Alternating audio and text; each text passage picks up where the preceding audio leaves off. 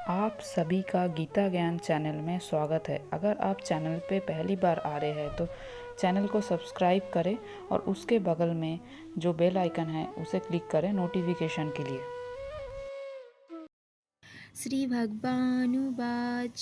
बहूनि मे व्यतीतानि जन्मानि तव च अर्जुन त्वान्यहं वेद सर्वाणि ज्ञातं विद्या परन्तपाम्।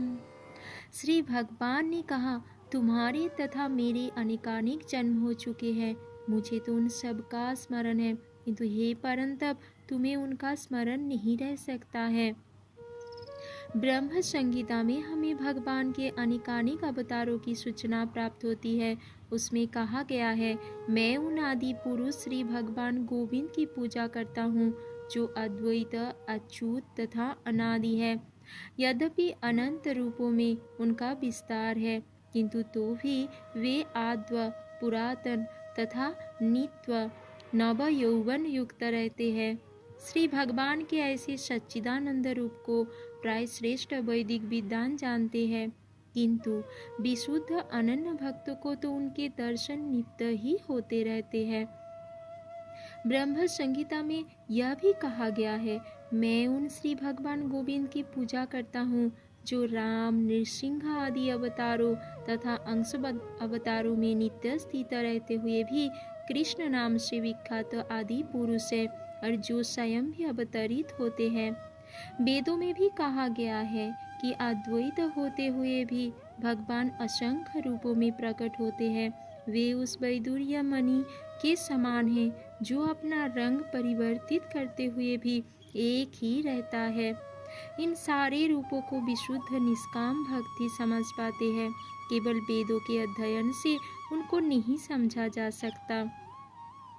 अर्जुन जैसे भक्त कृष्ण के नित्य सखा है, और जब भी भगवान अवतरित होते हैं तो उनके पार्षद भक्त भी विभिन्न रूपों में उनकी सेवा करने के लिए उनके साथ साथ अवतार लेते हैं। अर्जुन ऐसा ही भक्त है, और इस श्लोक से पता चलता है कि लाखों वर्ष पूर्व जब भगवान कृष्ण ने भगवद गीता का प्रवचन सूर्यदेव विवस्वान से किया था, तो उस समय अर्जुन भी किसी भिन्न रूप में उपस्थित था। किंतु भगवान तथा अर्जुन में यह अंतर है कि भगवान ने यह घटना याद रखी, किंतु अर्जुन इसे याद नहीं रख सका। अंश रूप जीवात्मा तथा परमेश्वर में यही अंतर है। यद्यपि अर्जुन को यहाँ परम शक्तिशाली वीर के रूप में संबोधित किया गया है, जो शत्रुओं का दमन कर सकता है, किंतु विगत जन्मों में जो घटनाएं घटी है उन्हें स्मरण रखने में वह अक्षम है।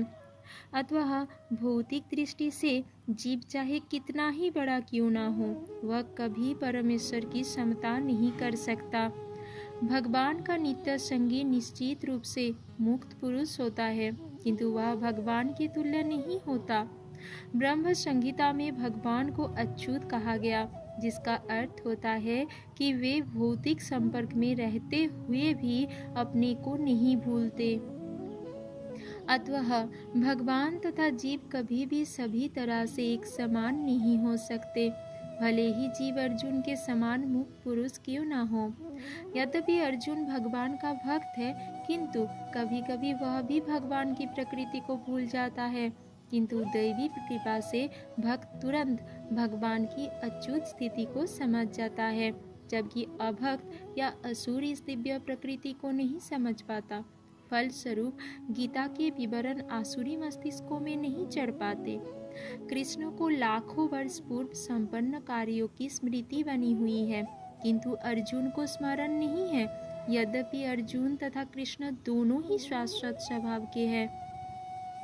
यहाँ पर हमें यह भी देखने को मिलता है कि शरीर परिवर्तन के साथ साथ जीवात्मा सब कुछ भूल जाता है, किंतु कृष्ण सब स्मरण रखते हैं, क्योंकि वे अपने सच्चिदानंद शरीर को बदलते नहीं। वे अद्वैत है, जिसका अर्थ है कि उनके शरीर तथा उनकी आत्मा में कोई अंतर नहीं है।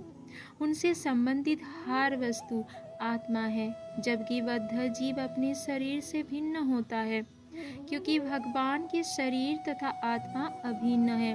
अतः उनकी स्थिति तब भी सामान्य जीव से भिन्न बनी रहती है, जब वे भौतिक स्तर पर अवतार लेते हैं। असुरगण भगवान की इस दिव्य प्रकृति से तालमेल नहीं बैठा पाते, जिसकी व्याख्या अगले श्लोक में भगवान स्वयं करते हैं।